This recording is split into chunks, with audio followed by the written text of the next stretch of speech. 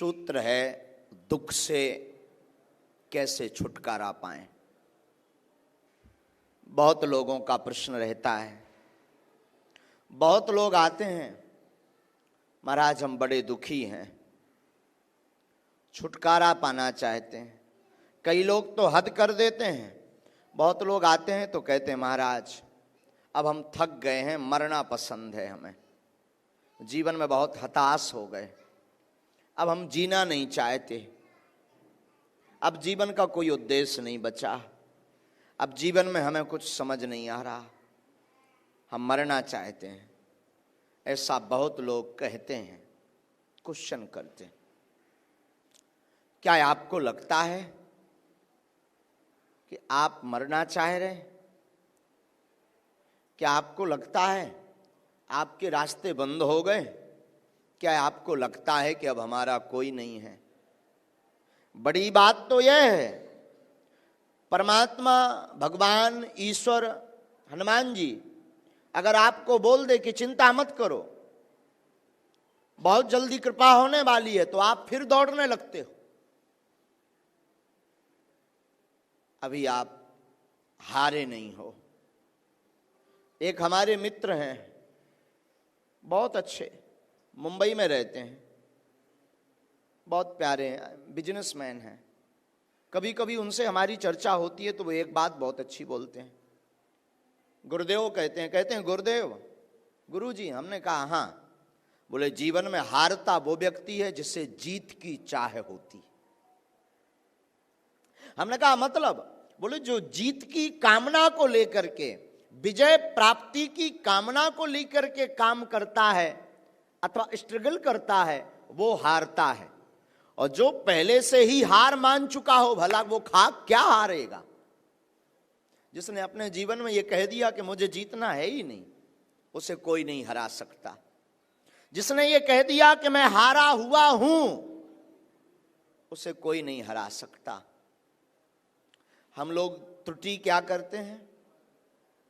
हम लोग गलती ये करते हैं कि संसार पर आशा करते हैं, जगत पर, लोगों पर, फ्रेंड सर्कल में आशा करते हैं। सत्य तो यह है कि जहां आशा है वहीं निराशा है, वहीं दुख है। जहां आपने आशा की वहीं दुख है। आपने बागेश्वर धाम से आशा की, बागेश्वर धाम पर किसी व्यक्ति से आशा की तो दुख है, पर बागेश्वर धाम पर बालाजी से आशा की, हनुमान जी से आशा की तो सुख प्राप्त होगा। ये दुख से बचने का उपाय है। आशा एक राम जी से, बाकी आशा छोड़ दे। नाता एक राम जी का, दूजा नाता तोड़ दे। आशा अगर जीवन में रखनी है तो केवल राम जी से रखो, भगवान से रखो। तो बहुत लोगों का प्रश्न है महाराज दुखी रहते हैं, क्या उपाय? बढ़िया उपाय तो यही है कि सुखी होने के लिए मत घूमो, प्रसन्न होने के लिए मत घूमो। सबसे बढ़िया उपाय यह है, उत्तम उपाय यह है कि आप हमेशा ये विचार करो, हमें जो भी अपने जीवन में मिल रहा ईश्वर की कृपा से मिल रहा, और ईश्वर की कृपा का प्रसाद मानते हुए अगर पाएंगे, दुख को सुख को लेंगे तो आप कभी दुखी नहीं रह सकते। दुख से बचने का यही उपाय है। आप लोग सोचो कि महाराज शायद कोई मंत्र बताएंगे दुख से बचने का। मंत्र तो दे देंगे, उपाय भी दे देंगे, टोटका भी दे देंगे, पर आप उसे संभाल नहीं पाओगे। पूछो कैसे? हमने उपाय बता दिया, आप मंत्र का जाप करो, समस्या का समाधान होगा। तो आप एक समस्या का समाधान तो कर लोगे, पर 3 खड़ी कर लोगे। जैसे उदाहरण, आपकी समस्या है मकान, मकान नहीं बन रहा, आप बड़े दुखी हैं, आप आए दरबार में, आपने जिज्ञासा की, आपने प्रश्न किया, आपने अर्जी लगाई, धोखे से आपको मंत्र मिल भी गया, उस मंत्र ने चमत्कार भी कर दिया, जाओ चिंता मत करो मकान बन जाएगा। आपने मंत्र प्राप्त करते ही मंत्र का जप प्रारंभ कर दिया, लेकिन मकान बन गया परंतु आपने 3 समस्याएं खड़ी कर ली। अब मकान का मेंटेनेंस कैसे चलेगा, मकान में एसी कैसे लगेगी, मकान के बाहर बड़ी बड़ी महंगी महंगी कारें कैसे आ पाएंगी। ये 3 समस्याएं आपने खड़ी कर ली। धोखे से वो मंत्र आपने और प्रयोग किया, आपका बिजनेस चलने लगा, मकान का में एसी भी लग गया, मकान के बाहर बड़ी बड़ी महंगी महंगी कारें भी खड़ी हो गई, लेकिन तब तक बींडनी नहीं आई, ब्याह नहीं हुआ, शादी नहीं हो रही। तब और परेशान, तब और झंझट में फंसे। फिर एक और टेंशन आ गई, अब शादी हो जानी चाहिए। शायद शादी भी हो गई तो फिर बच्चे, अब बच्चे नहीं हो रहे, अधूरे कच्चे क्या करेंगे। तो फिर एक और टेंशन। तो प्रतिदिन आपकी समस्या चलती रहेगी, दुख आपका अनवरत चलता रहेगा।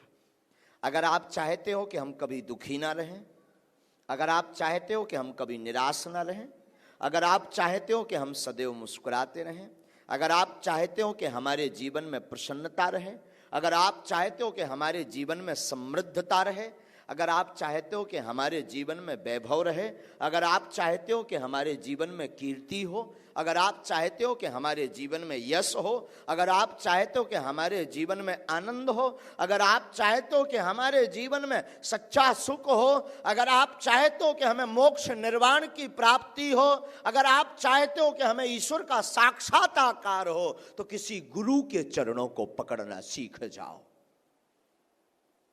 किसी महापुरुष के चरणों को पकड़ना प्रारंभ करो, किसी संत सिद्ध पुरुष के चरणों को पकड़ना प्रारंभ करो। आपके जीवन की अलाय, आपके जीवन की बाधा, आपके जीवन की ललकता, आपके जीवन की जिज्ञासा, आपके जीवन के प्रश्न, आपके जीवन के परेशानियां वो महापुरुष खींच लेगा। शायद कल रात को हम एक बात बता रहे थे, एक शब्द है, बहुप्रचलित शब्द, जिसका नाम है छत्र और छाया। सुना है? छत्र छाया। सब लोग कहते हैं ना, भगवान की छत्र छाया बनी रहे, गुरुजी की मेहर बनी रहे, बालाजी की छत्र छाया बनी रहे, संतों की छत्र छाया बनी रहे, ऐसा बोलते हैं ना। ये शब्द का अर्थ है जानते हैं? छत्र माने होता छाता, अंग्रेजी में जैसे कहते हैं अम्ब्रेला, छाता। छाता क्या करता है? बारिश होती है तो छाता बारिश को अपने ऊपर ओढ़ लेता, बारिश की बूंदों को आपके सिर पर, शरीर पर नहीं आने देता। उसी प्रकार आपके जीवन में किसी गुरु, किसी संत, किसी महापुरुष का छत्र बरद हस्त अगर हो जाए तो संकटों की बारिश आपके जीवन में कुछ नहीं बिगाड़ सकती, कष्ट आपका कुछ भी नहीं बिगाड़ सकते, पीड़ा आपका कुछ भी नहीं बिगाड़ सकती, रोग आपका कुछ भी नहीं बिगाड़ सकते, परेशानी आपका कुछ भी नहीं बिगाड़ सकती। लेकिन ध्यान रखना, एक ही साध हैं सब सध हैं, सब साध हैं सब जाहें। एक बात ध्यान रखना, बार बार अगर आप इष्ट को बदलोगे, बार बार अगर आप गुरु को बदलोगे, बार बार अगर आप परमात्मा को, ईश्वर को बदलोगे, कभी राम की पूजा, कभी श्याम की पूजा, कभी शिव की पूजा, कभी दुर्गा की पूजा, कभी देव की पूजा, तो कभी इंसान के भगवान की पूजा, आप बार बार बदलोगे तो घाटा खाओगे। गुरु, इष्ट और मात पिता एक होने चाहिए। माता पिता बदले नहीं जाते, वो तो एक ही होते हैं। उसी प्रकार गुरु बदले नहीं जाते, वो एक ही होते हैं। उसी प्रकार इष्ट को बदला नहीं जाता, वो तो एक ही होते हैं। सम्मान सबका करो, सम्मान सबका करो। तो छत्र छाया जीवन में किसी महापुरुष की बहुत जरूरी है। यही सूत्र है दुख से बचने का, यही सूत्र है कष्टों से बचने का। दुख से बचने का सूत्र यही है कि आप जीवन में आशा रखो तो केवल भगवान से रखो, ईश्वर से रखो, राम जी से रखो, हनुमान जी से रखो।